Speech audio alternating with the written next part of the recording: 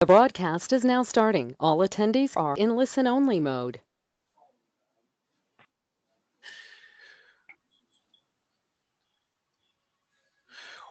Well, good morning from a wet and windy, rainy Sydney. It's the NORA weekly Wednesday webcast. You can see I like alliteration, and always a great Wednesday for me when on the other side of the webcast, we've got our great friends from Shippit, Rob from Shippit. We've got Tom from 99 Bikes.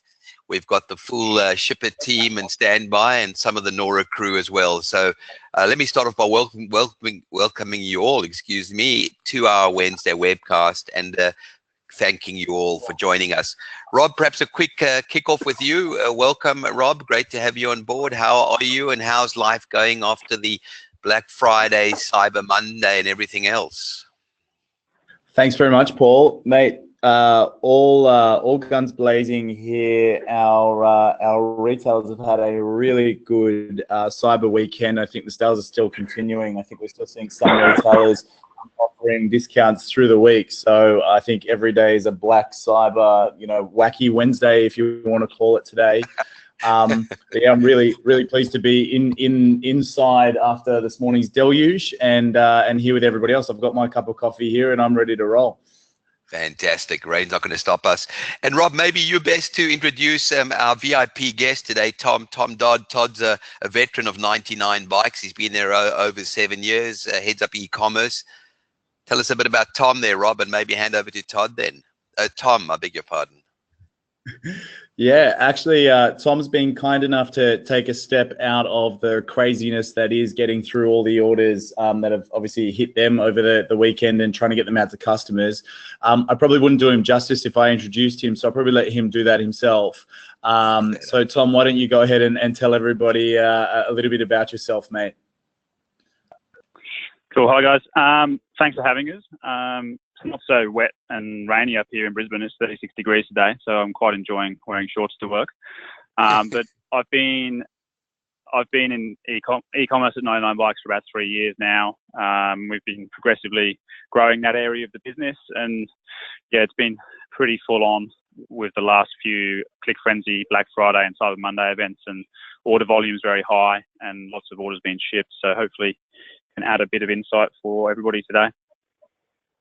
Brilliant. Well, thanks again, Tom. Thanks for joining us. It's always great to have, a terrific solution partner and solution like Shippit, but in combination, in conversation with a great retailer like you and 99 Bikes. Well, I think, look, from my side, I've got the easiest job today, which is to welcome you and the delegates. And certainly in the background, Brittany Franklin of the NORA team will fly the ship. It is an interactive webinar, so we'll take questions. Probably best to keep them towards the end, but let's see how we go and what comes through. So without further ado, I'll hand over to Rob Hango-Zada, the founder and director of Shippit. Over to you, Rob. Thank you very much, Paul. So welcome, everybody. Thank you for joining us for the Shipping Tactics to Drive Profitability webinar. Obviously, I'm your co-host today. I'm co-founder and joint CEO of Shippit, which is a shipping platform for modern retailing. Effectively, we power shipping for thousands of online and physical retailers, powering the likes of General Pants, Q, Uniqlo, Sephora, 99 Bikes, and the like. And we've got the absolute pleasure of being part of transforming the shipping experience for their customers. So today what we wanted to talk to everybody about was really what tactics you could implement or use to drive profitability. Obviously, profitability is a tale of two sides, so driving revenue on the one side and driving down cost on the other. So hopefully we do a good job today and kind of run you through what we see as the key areas of focus. And hopefully you can take away one actionable tactic that you can implement in your business. And also hear from Tom's experience at 99 Bikes, because we see them as a real market leader in embracing some of these strategies in their business. So as with any good course, there are some learning objectives. So today, what I really want you to take away is why you shouldn't view shipping solely as a cost driver for your business. Oftentimes behind cost of goods, it is the biggest cost for your business, particularly if you're in a pure play. But it doesn't need to be just a big fat cost on the balance sheet. how to make your shipping policy a compelling value proposition to acquire and convert customers. So shipping really is part of your product and that value proposition to the customer. So we'll talk a little bit about how customers perceive that value proposition in totality.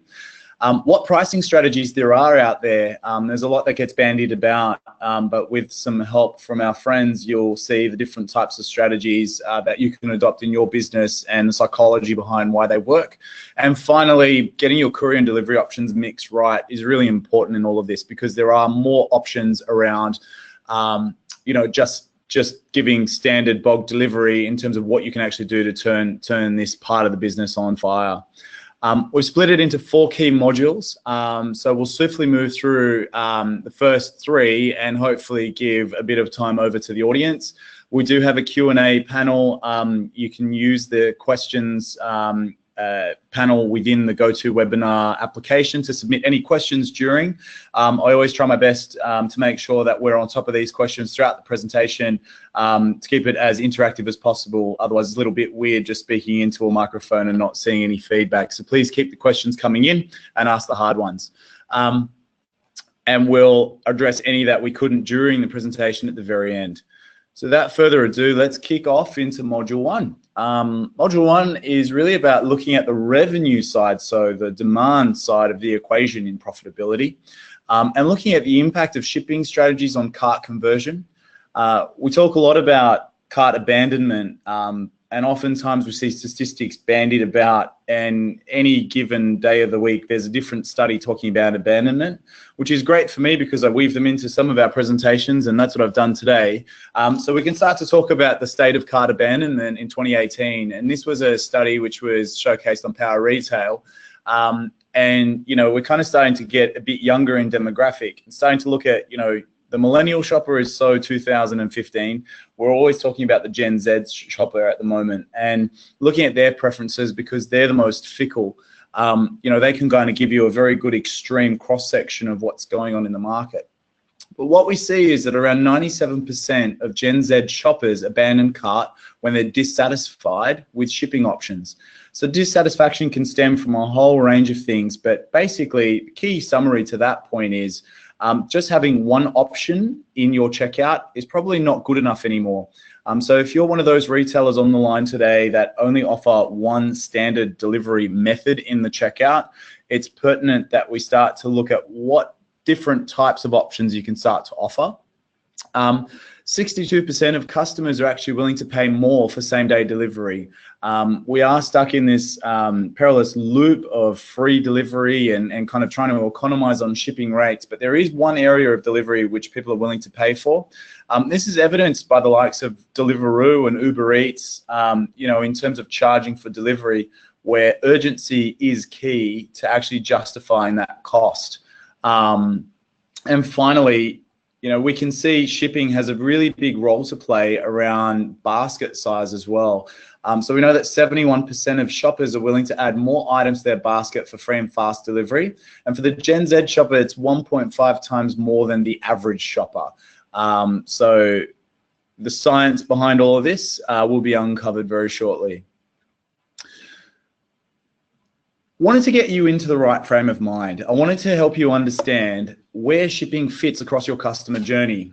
Oftentimes we think about shipping as a very end of trip function. So something that can help you drive conversion at the checkout alone. But there really are 3 different stages where shipping influences purchase.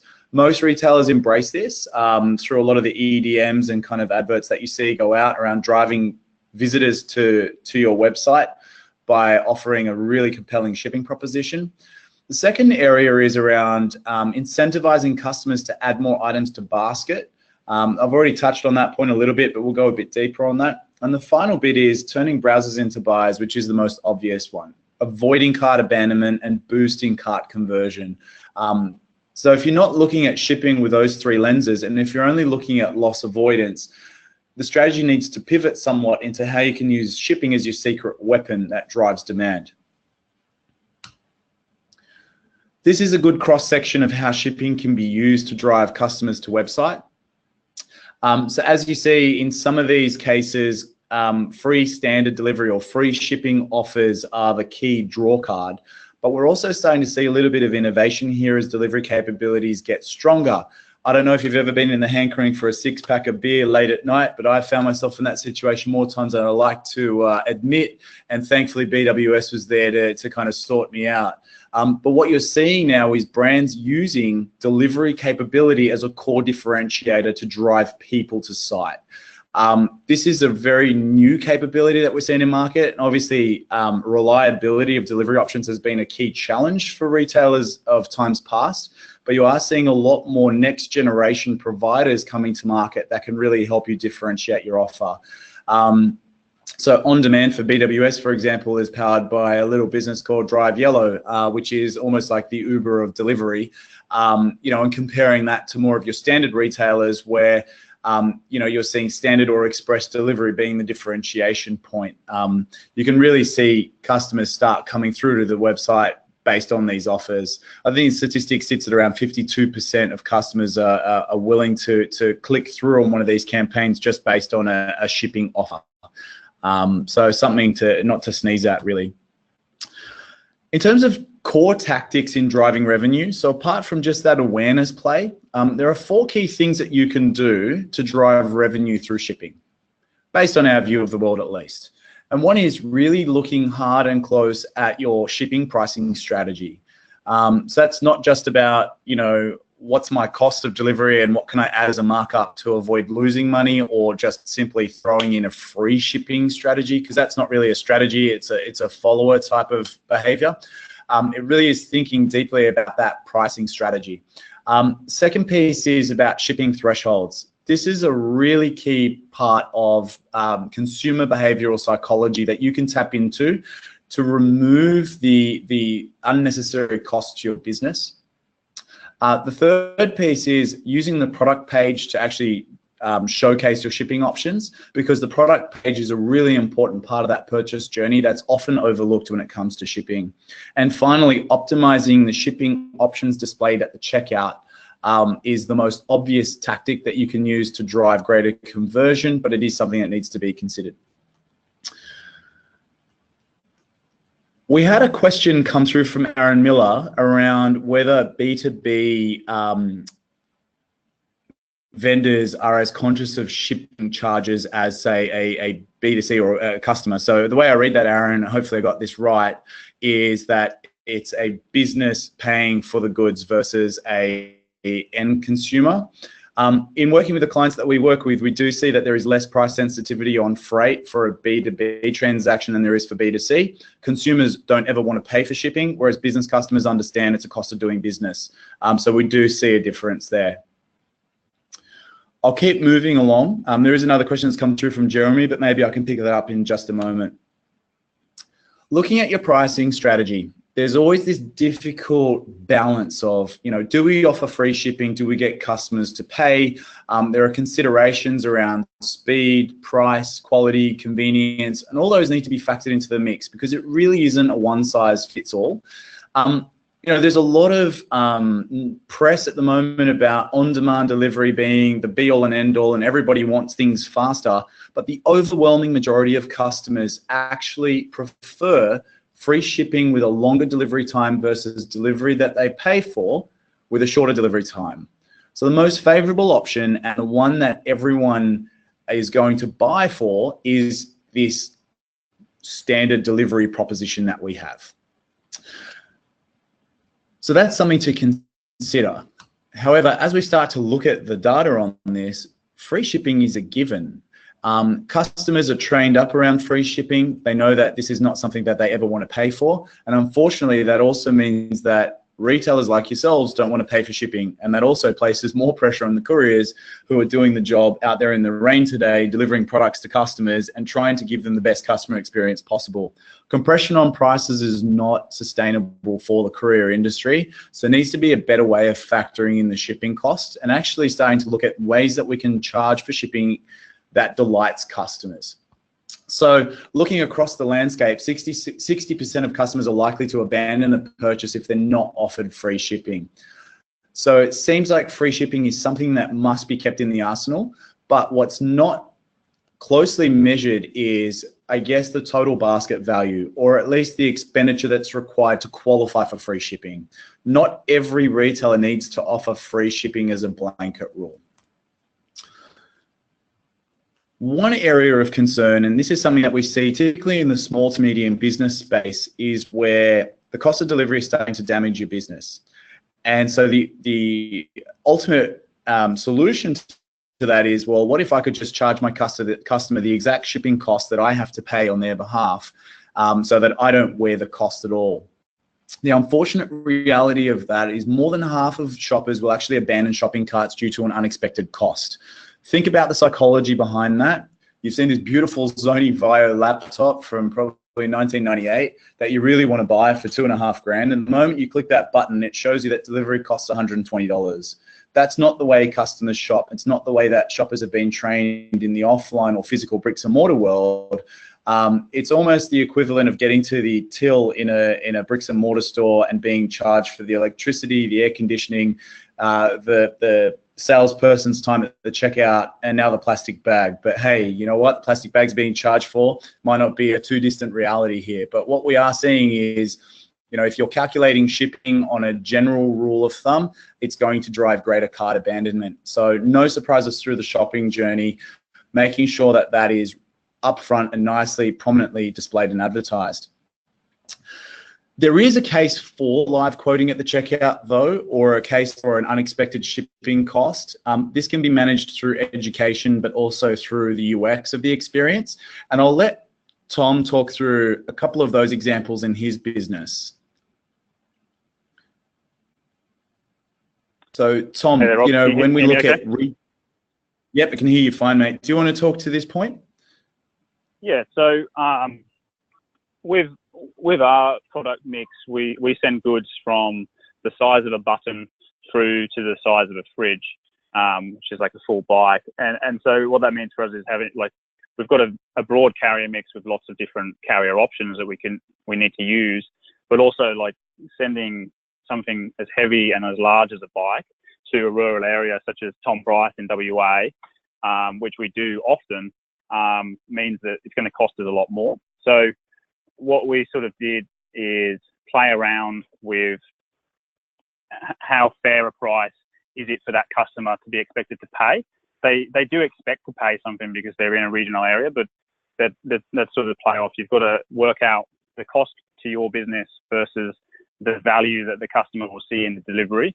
And we've ultimately settled in on a flat rate of goods, and then we book smartly with the best carrier price that we can using the Shippit platform to get the best quote on that order. And that's allowed us to send large goods quickly, but at a cost-effective rate. And we always charge for those larger goods to make sure that some cost is covered. Is that helpful, Rob? Absolutely, Tom. Thank you very much for that. And when Tom first told me about Tom Price, I thought he was talking about one particular bike fanatic out in Western Australia, but it's actually a town. You can look it up. You know, there is a case for cost recovery around items and areas that customers are expecting to be charged for. So it kind of goes back to that rule of it's not a one size fits all, and it really is a strategy that needs to be well considered. Yeah, I think the other part, Rob, is we do clearly tell them as clearly as possible on the page and on the product page where possible, and on our like shipping FAQs and in cart that they're going to get a charge. So they kind of know from landing on the product from the immediate moment, so they can add to cart and compare against the competitors and look at the total basket. Absolutely, and that's a compelling strategy because you're warming the customer up so they know that they're up for a charge once they get to the checkout, reminding them on product pages and even in the shipping area. It's very clear on your website, at least, Tom, that these charges will apply. And that's what we've seen as kind of best in market around making sure customers have no surprises at the very end of their purchase experience. But Tom, the other thing that's quite interesting is you use quite a different mix. So it's not just about giving free shipping, use a combination of flat rating for standard and express. You also have toyed around with shipping thresholds as well. Just wanted to sort of get your insight around what you've learnt around that and how you've kind of landed on the proposition you're on today. Yeah, okay. So over the 3 years that I've been doing it, we sort of, originally we had free shipping full stop because that's what we thought as a business customers wanted, but it proved to be incredibly unprofitable. As you guys would know, being retailers, you can't do that all the time. And so we implemented a minimum cart spend for free standard shipping at the $80 mark. And then over time, we played with it to see what difference there'd be on conversion and basket total by raising it. So we've settled on $99, which is kind of nice because our brand name is 99 Bikes, but it actually became like a happy medium where it converted enough customers and we got our basket size up enough to justify giving away the free freight. And so playing with that balance of profitability on your basket size is pretty important. So you've got to know your margins and how much you've got to play with. And that's allowed us to push that up. And we're now offering free express over $99 due to looking at what competitors can do, and we compete against international markets. So we're in Australia, dispatching from Australia, and so our customers generally now will get the product the next day, whereas they have to wait from international. So it's a bit of a sort of competitive edge for us as well. What we do to measure the results is look at our Trustpilot scores and Google reviews and our NPS. And we can see from putting that in effect 3 months ago for the free express that our Trustpilot score has gone up. We've got 5 stars at the moment, 9 out of 10.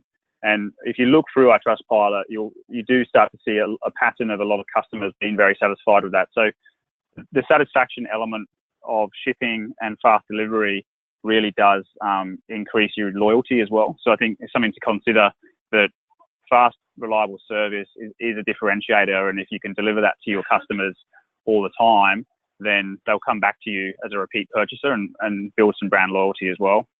And it definitely increases conversion when you're offering a free option. I mean, standard is good, but if you can offer free express and make that profitable for your business, then that really does delight customers.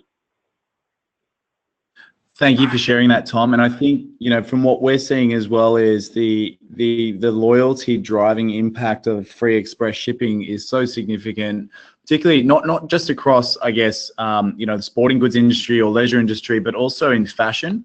And I'd say in fast fashion, it couldn't be any more clear or apparent that free express shipping is kind of the norm. But what Tom's kind of just shared there is really playing around with what converts and what drives loyalty around that shipping threshold that you can land on. So I just want to dive a little bit deeper into that over the next few charts. The reason why flat rates work is because they absolutely reduce uncertainty. That point that Tom talked to before about charging customers who live in Tom Price WA or for bulky goods, it really is uncertainty that you need to kill by the time they get to the end of the checkout experience. You need to test and learn with total order values, the weights, the dispersions, etc., to figure out what flat rate works for your business. There are many different options to inform a flat rate pricing strategy. But I think what Tom has at least found across 99 Bikes is you really you need to look at your total basket value. It's not just about pricing, your flat rate price to customer based on your average shipping costs. It is about your average margin per order and what it is that you're willing to settle on. And there are also options to provide different flat rates for different regions or different types of products, so long as that's made clear through the journey. At the end of the day, what you're doing is enhancing the total value perception of the basket at the very end of the journey, so that when you are in that comparison set and the customers put the same item in the cart across multiple websites and they're comparing you to a competitor, the things that are going to sweeten the deal are things like express shipping or flat rate shipping, where their total landed cost is the same or slightly cheaper in your cart than it is in your competitors. With a little help from Drake, he kind of helps explain the shipping threshold psychology. So 73% of shoppers will actually spend more to take advantage of a free delivery threshold. This seems like madness, but it's something that we all know. So $25 plus $5 shipping is not the same as $30 with free shipping. You know, everybody wants something for free, and if it's shipping, I definitely don't want to pay for it. But effectively, your net revenue on that transaction is exactly the same. It's just how it's apportioned out. So I can't stress the point enough on shipping thresholds to qualify for free shipping. It also does drive that incremental purchasing. So what this chart shows you is if you get the threshold just right, and you know, in hearing from Tom's example, he talked to starting at around the $80 mark and landing on the $99 mark. So as you look at this chart, you want to try and get to the point where your order value is kind of accelerating to the point where customers are still buying and they're still willing to add items to basket to qualify. It is definitely going to drive your average order value up once a shipping threshold is clear and evident on your website.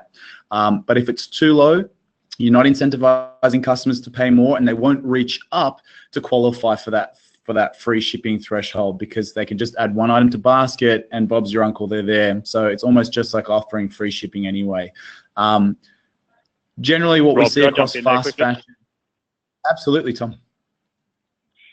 Yeah, just from this graph and from what you're saying, like, it's a behavior that we see customers do all the time. So if they've picked two products and their order value is about sort of $92 and they know they can get free freight at $99, they actively look through the site and we can see their page behavior until they find a product that will push them over. So they usually end up buying some nutrition that's consumable and they can use, but that just pushes up IPT and that sort of average order value. So we've seen the behavior of them actively looking for products that they can make that value with.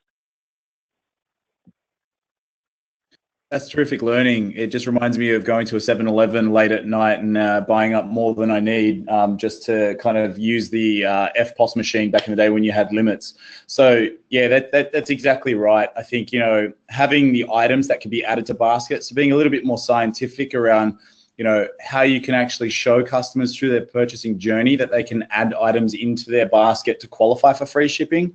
I've seen this done on a few websites where you know, the customer is alerted that they don't qualify for free shipping, and here's a suggestion of particular items they could add to basket in order to qualify. You know, the science says that customers would be willing to spend an additional $20 to save $5 in shipping. Psychology is real, and I think it's something that should be embraced. Next one is around having shipping options on product pages.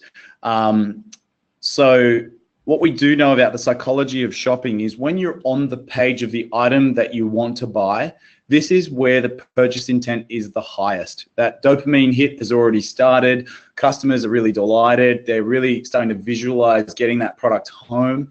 You know, if we're not telling them how they're going to get it home or whether they can get it home on that particular day, and we have to make them fill out an entire checkout form in order to see when they can get it, this is when their interest in purchasing the product starts to diminish quite rapidly. So you see some really great retailers not only talking about the shipping costs and shipping timelines on the product page, but actually showing live delivery ETA. So here's an example from the Iconic, which actually shows you exactly when you can get an order or when you can get the item that you're looking at. This works terrifically well for gifts. It works terrifically well for impulse items, particularly ahead of the weekend. And this is really where the role of not just same-day shipping, but the role of clear ETAs on delivery. So knowing your service levels, not only from your fulfillment speed, but also from your carrier's capability upfront is really critical, because it helps you drive greater conversion and actually add items to baskets, right? Something to really consider. And the stat here is that 77% of customers expect delivery options to be displayed on that product page. And from an audit that we recently did, we know that in Australia, at the very least, that actual number of retailers who offer it on product pages is relatively low. So this is an area of focus for a lot of retailers, particularly some of those on the call today. I think we were trying to play around with a make checkouts great again catch line, but we thought we'd get into 2019 already. So we're talking about make checkouts frictionless. And I think this is curling, Jess, is that right? Yeah, curling. I don't know much about it, but it looks frictionless, so let's use it as a great pun. We're about to release a report. I wanted to give you a sneak peek into the state of shipping across Australia. We sampled 1,800 Aussie retailers, and we wanted to really understand how Australian retailers are shipping, what they're offering on their websites, what they're charging, etc. Overwhelmingly, we see that everyone offers standard, not everyone offers express, and an overwhelming minority offer same day. Click and collect is the other piece which we also looked at, and of the total retail sample, it sits at less than 10%. That's something to really start to look at, particularly if you're a pure play retailer. There might be a big question as to how do I enable click and collect for my store. But if you're in physical bricks and mortar and you're not offering click and collect today, this is a really big area of opportunity because it talks to optionality. So what I want to talk you through now is around delivery options at the checkout and the role that they can play in helping you convert more customers. The lowest hanging fruit for us that we see in the Australian market is the duality of service levels, so standard and express. It's low hanging fruit. The additional cost is not significant whatsoever, and the impact on conversion is really high. So if we start looking into this, 93% of consumers say that shipping options are an important factor to their experience. So I know this doesn't say that 93% of shoppers will buy if you have delivery options, but what it says is it shifts the psychology away from, if I buy from you and you only offer me one delivery option, then that's on you because I have no choice as a customer as to when I receive it. So what we actually see is not just around the impact on conversion, but the impact on the customer experience end to end, which kind of plays back into Tom's point on the Trustpilot reviews they're getting for express delivery. If you only offer one mode of shipping on your website and it's slow, then that's completely the retailer's fault for selecting that as the only option. If you have standard and express and the standard delivery experience is not up to scratch, the customer knows that they probably should have purchased it on express delivery to get out of that cycle of chasing a parcel. It really does, pay to look at those reviews and also the feedback you're getting from your customers in your CS channels, just so you can keep on top of that. But really making it very clear around that delivery proposition at checkout is pretty important to the customer. 64% of Australians are using click and collect today. So if we compare that to, the statistic I showed you one slide earlier, there is a vast disconnect between the number of customers that expect it to be available and the number of actual retail outlets that offer it. We know that 48% of customers have had their products shipped to a location other than their home. So obviously most people will ship items to work. But what we are seeing is, the prevalence of parcel lockers or parcel point locations or hub locations, for example, where customers are starting to look for those that level of convenience. So this again speaks to the potential for click and collect, but for pure play retailers that don't have a physical presence. Now, it's not just about click and collect or a physical location to collect from. It is also about convenience. So the next chart talks to the willingness to pay for faster delivery. And this talks to the value proposition on the delivery options that are provided at a checkout. So whilst free shipping might be the norm, there are delivery modes that customers are willing to pay for. It may not be the majority of transactions in your basket, but it is something that will drive a hell of a lot of conversion toward the weekend or around key event gifting periods. And we've seen that, in our work very early on with Harvey Norman around the 3-hour proposition they offered from store nationwide. Same day delivery, 41% of customers are willing to pay for that. As you start to get faster, the care factor doesn't increase and the appetite doesn't increase. But what you're seeing is, really at that sweet spot of same day delivery. If you're not offering that today and you have the physical proximity to your customer to do so, this is a definite area that will drive basket conversions and will also help you recover cost. And I'll talk to that in our second part, which is around cost control. But that really is the key point on this slide. The converse piece here is, the expectation of goods to arrive in the time frame specified. So if you're not generally sharing the SLAs or the ETA of an order at the checkout, you should start doing so. And if you do share it, then ensuring that the carrier can deliver on the SLA is a really critical component of value for a customer. Even if it's free, they expect it to arrive on time.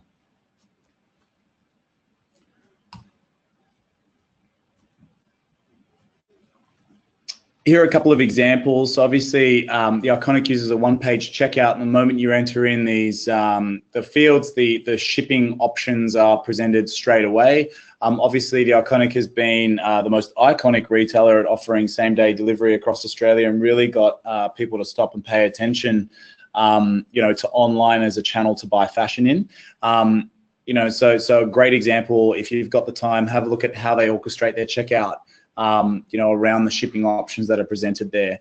Argos in the UK, so whilst this picture doesn't necessarily do it justice, they've got a flat £3.95 rate, across any 3-hour time slot, 7 days a week, kind of 12 hours a day to receive an order, which is around that home delivery aspect. So at the checkout, you know exactly when you're going to receive an item, have a flat rate cost that doesn't shock you as well. So making it very clear. So again, if you have the time and you can investigate, please do have a look at the Argos website in terms of how that's orchestrated. It's a great example of using those delivery options or speeds as a way to drive customer purchase intent. So recapping on this module, I guess, really just wanting to talk through the role of shipping at each part and the different tactics that you can use to drive revenue. So one, getting a very clear pricing strategy, not just having a one-size-fits-all approach, harnessing the power of shipping thresholds, making sure you have a shipping proposition on your product page, and also optimizing your checkout to ensure customers know exactly when and how they can get their goods. I'll move us on to the second module here, which is around making smarter shipping decisions to reduce cost. Obviously, once the purchase has been made, then it's a matter of reconciling revenue received from the customer versus the cost you're about to pay to the freight company. And no doubt that lag is something which shocks all of us moving into the December-January period as your order volume spikes, so too do your bills. So we see that in our shipping side of our business every year. I want to go a little bit deeper on pricing strategy. This is a very oversimplified view, so go with me on this journey, guys. This is what we talk to our merchant base around a portfolio-based pricing approach. You want to try and reduce cost exposure and try and tie in a few of those insights that I shared just a little bit earlier around that propensity to pay more for a more urgent delivery. So this example shows you the cost to you as a retailer versus the cost to a customer. So obviously a free delivery to a customer costs you 100% in total cost of that delivery. However, as you start to see more urgency in that delivery proposition, so a same day or an express delivery, customers have a willingness or appetite to pay. So you can still tick the box on offering free shipping, no problem there. You can now look to cost recover on express shipping. So looking at express shipping, not only are you giving your customer a better delivery proposition and faster service, you're actually saving over $2 on your actual cost of shipping to customer. Finally, around same-day shipping, we know that more customers are willing to spend money on same-day shipping than they are to expect you as a retailer to offer for free or even at a flat rate. Passing 100% of that cost on to the customer, not only by offering same day are you increasing conversion in your checkout, you're also recovering 100% of that cost. So to you, it's $5.95 cheaper to sell that order to that customer than it would be by offering free standard shipping. This is a really simple concept that not a lot of merchants we deal with can really embrace, but those that do have done a tremendous job of driving behavior and also getting to a point where they're cost neutral or even net positive in terms of delivery margin. So something to play around with at the very least.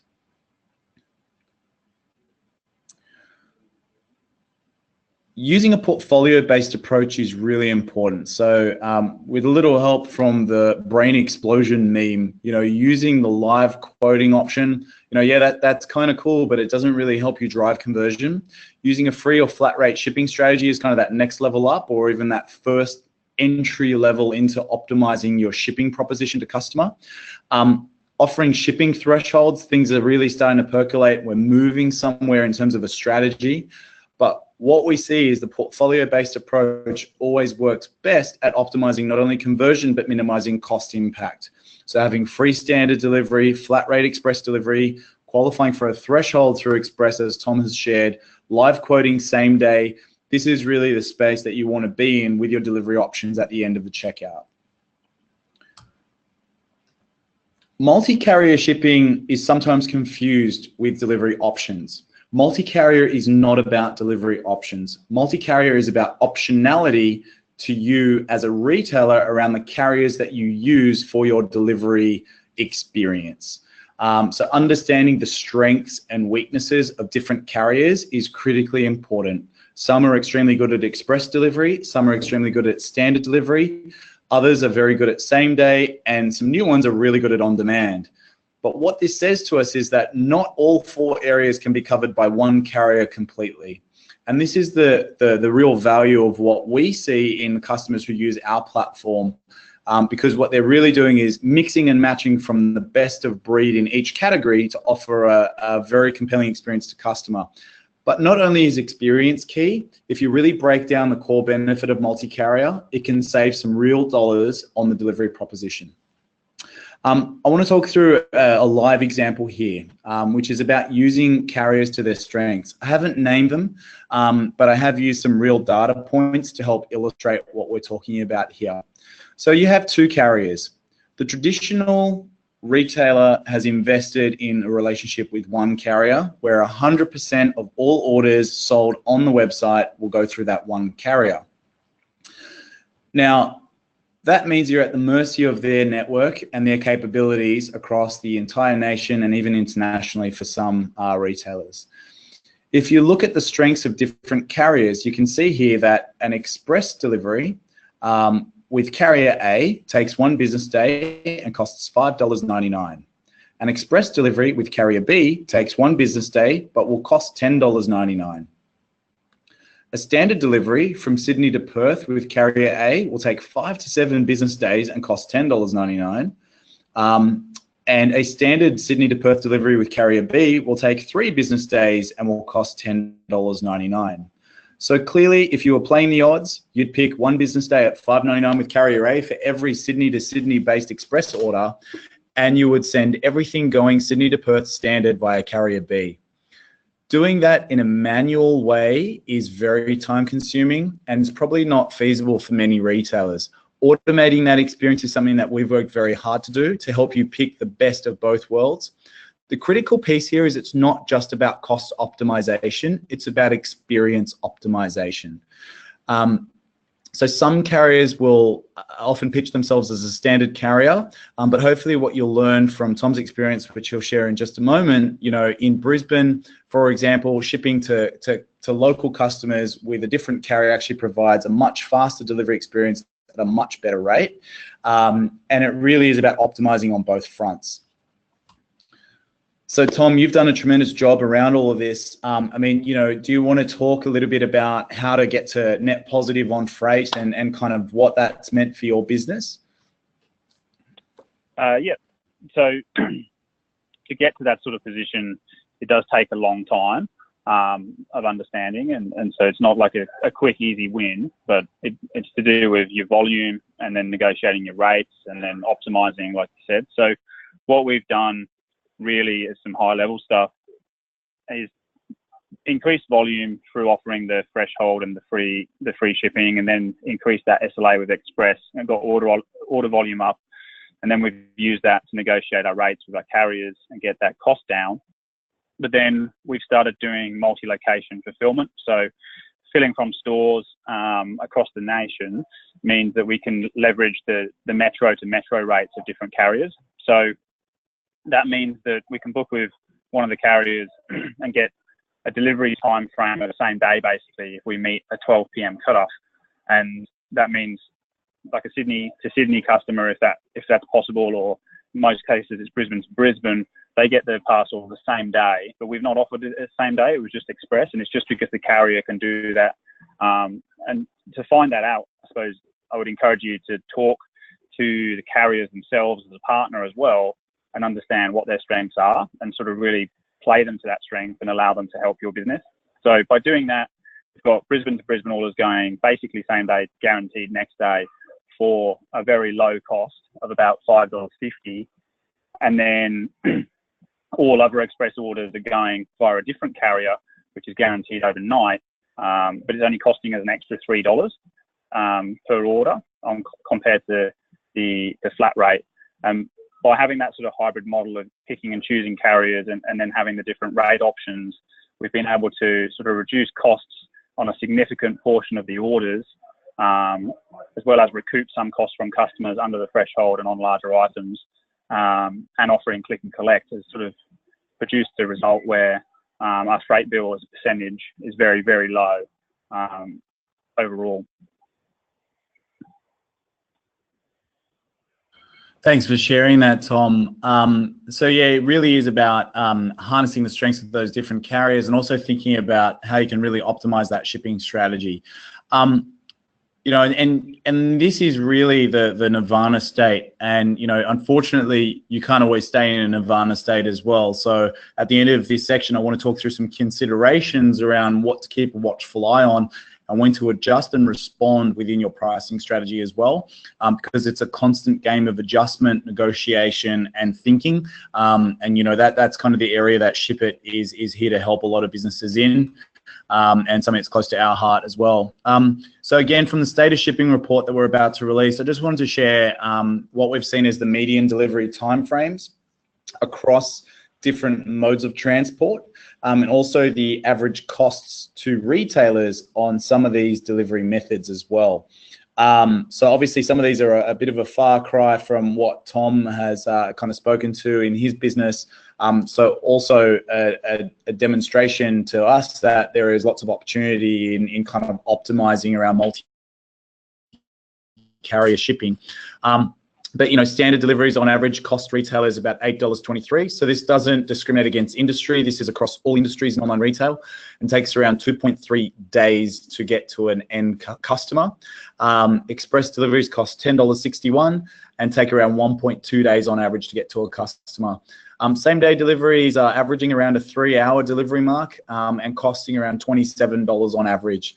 So obviously distance is a very big driver of cost for same day, whilst weight and Metro v regional split is important for standard and express. But there's a lot more to this insight, which you'll see in the State of Shipping report that we'll share with you as a thank you for joining this webinar, and you'll get a good sneak peek at kind of a little bit more of this detail after this webinar. Just the next point, and I guess the final point to this section is around smarter packaging. So if you haven't standardized packaging and if you haven't optimized your packaging for total freight cost, this is an area of opportunity for you. So it's not just about thinking in terms of the cost of packaging, it's thinking about the cost of freight as a result of your packaging. I'll give you one example. So if we sent a little baby rattle in a large box, you're not being charged for the dead weight, which is an obvious call out. You're being charged for the cubic weight of that item. And cubic weight basically means the couriers need to make their money on the amount of space you're occupying in their vans. We see this time and time again where there's a lot of wasted packaging that you see out in market. There are some innovative retailers like Booktopia and a number of others that are actually using vacuum seal technology and customized box technology to actually retrofit the box to the items purchased to minimize any dead space in the items. But this is one area to watch very closely because it's not often audited or reviewed by a lot of merchants. The likes of Amazon, however, are actually going the other way, and they're looking at the capacity of trucks and vans and how they can optimize for capacity to reduce their total cost. So you might find a baby rattle in a very big box in some of those orders, which is counterintuitive but works in their favor because they actually own that transportation side of things. Final considerations, and Tom, feel free to jump in if you like, but I'll kind of run this part. You know, final considerations are, you know, think about your marketing strategy as well. I had a great example from one of our from a retail partner we spoke to around a promotion that they ran on free shipping on dog food, and 20-kilogram bags of dog food going to regional locations saw the biggest spike in sales volume. That was a net negative campaign because the shipping cost to those regional areas on a 20-kilogram of dog food was cost prohibitive. This is really important to consider when you start running campaigns and the cost exposure you're opening yourselves up to. And it can inform a very clever targeted marketing campaign to win more metro customers, because that's where deliveries are cheaper.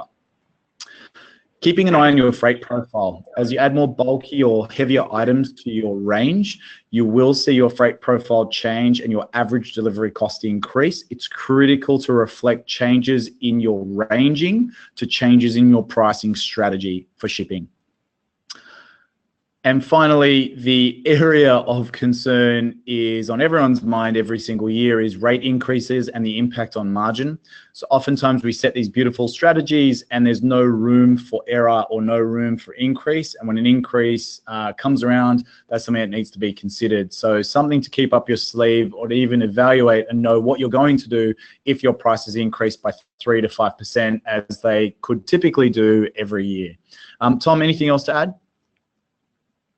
No, I think that's pretty good, Rob. I think the winning the metro customer is a strategy that can be quite lucrative, particularly if they're in unserviced areas and there's a good population size. So I think it's worth considering for a lot of retailers, particularly if they've got like standardized parcels that they can easily calculate costs on and ETAs. And like, I think if you look at the Australia Post studies, Toowoomba is one of the most heavily shopped online consumer areas in the country, and so is I think a couple of the other regional centres like Orange and things. So they want to buy goods, and if you can provide a good solution, cost effective to them and cost effective to you, you will win a lot of business. Terrific point, Tom. Thank you for that. And I guess with that, we'll close on the learning modules and we'll shift into the Q&A side of things. We do have one question that came through earlier on from Jeremy. So thank you, Jeremy, for the question. Jeremy Crooks from Pitney Bowes. When you talk about shipping, there's two parts: delivery, fulfillment, and returns. How should retailers prioritize returns, and do the same rules apply as delivery? Tom, do you have a perspective on that? So with returns, we try and handle them in the same way as an order. So we get them back and they just fall back into our normal fulfillment and processing timeframe. So if we receive it before 11, we try and get it out the same day. If we receive it after 11, it falls into the next day, if that's what you were asking. And we do free returns as well. Yeah, and I think from the data that we look at, obviously we're pushing into the return space as well. You know, it's right up there. So free shipping is kind of the number one desire for customers. The second one is an easy returns process, and within an easy returns process, flat rating or offering free returns is a real compelling proposition for customer, because it negates the unexpected you know, piece around, am I going to have to pay to get this thing back if it doesn't work out for me?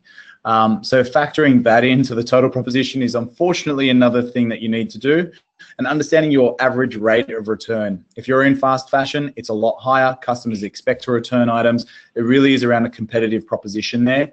If you're in other industries where your return rate may not be as high, then it's something worth investing in for your customer, just to kind of offer a differentiated point. Yeah. One other piece of advice around returns that we've learned over the years is choose a carrier that's easy for customers to use as well. So if you're doing returns for them, free or a flat rate, and you're doing the booking, make sure it's a company that they can easily drop off to or get picked up, or like get the parcel picked up, because that becomes a very big pain point very quickly. Yeah, we've seen that courier pickups on returns are one of the most anxiety driving things behind chasing an ambulance, you know, so that really is something that you want to appease the customer around and allow them to drop off into a drop point of some type.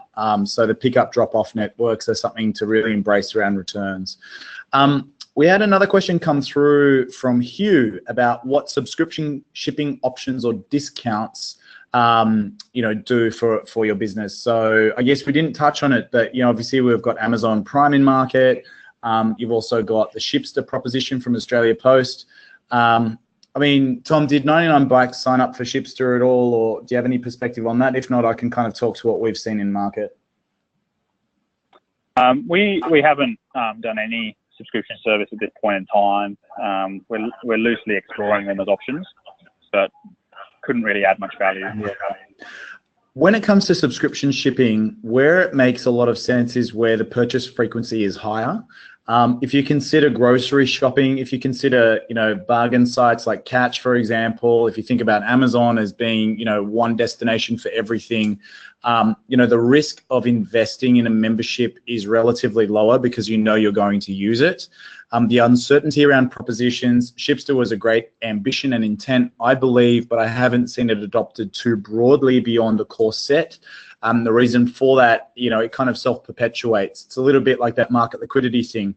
The more retailers that offer the Shipster service on their site, the more consumers will be willing to adopt it, and the more consumers that are willing to adopt it, the more merchants would be willing to invest behind that service.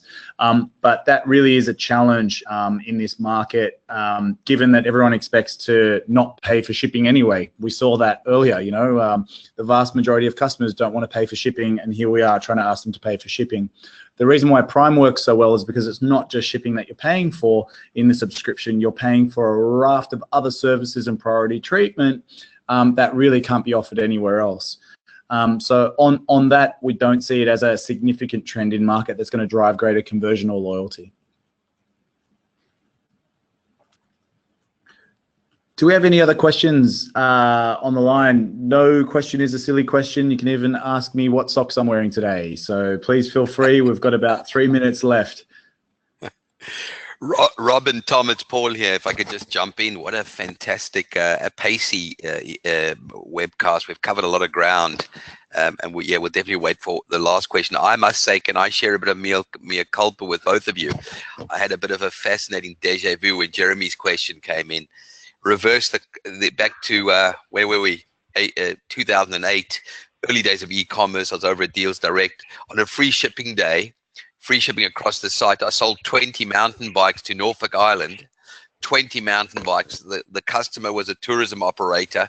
They were $99 a pop at the back in the day, Tom. So really the cheap and cheerful, probably not your area of business. And the customer was most unhappy with the 20. He felt they weren't fit for purpose and wanted to return all 20. I said he could have them. But how much would that have cost back in the day? So I know maybe Rob, in the interest of time, that might be the next in our webcast series. Always a lot of questions and interest in returns as well. Absolutely, happy to do so. Fantastic. Look, I think we are coming up to 11. We've covered a lot of ground in a little less than an hour. Britt, I don't see any questions coming through, so it might be a wrap. A reminder to the delegates that this is a recorded webcast, so this will be distributed both to the attendees who made it today. And by the way, you're a very hardy group of attendees. You're all still with us, so that's terrific. And I think it's full credit to our presenters today. But if you couldn't make it, or if you want to distribute it to your colleagues, this will be sent over to you. I know Britt also likes to pop over a very short survey to you. If you wouldn't mind sticking around another minute or so, no longer, and there will be a survey popped your way. So look, Rob, I think that's it. Tom, in closing, a big thank you to you. I don't know if you've got any closing commentary there, Rob, as our host today, an outstanding moderator and presenter. Any closing points before we close out for the day? Look, I just want to thank NORA for the opportunity to kind of I guess present this today, and also thank you to Tom for taking time out of your business. You can go back to packing boxes just after we finish up, mate. So really appreciate you sharing some raw examples with the crowd. So thank you very much.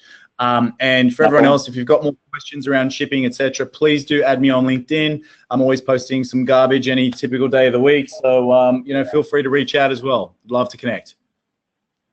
Fantastic, Rob. Thank you, Tom. With a few days where we haven't even hit December yet, I've got a really good feeling that we're going to have a smashing December. We've already had a fantastic run, as Rob indicated in the lead-in. We've had a fantastic few days around the promotional activity of Click, Cyber Monday, Black Friday. So here's to the fantastic December.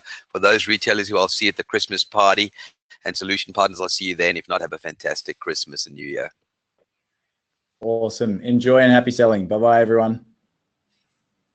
Thanks, bye.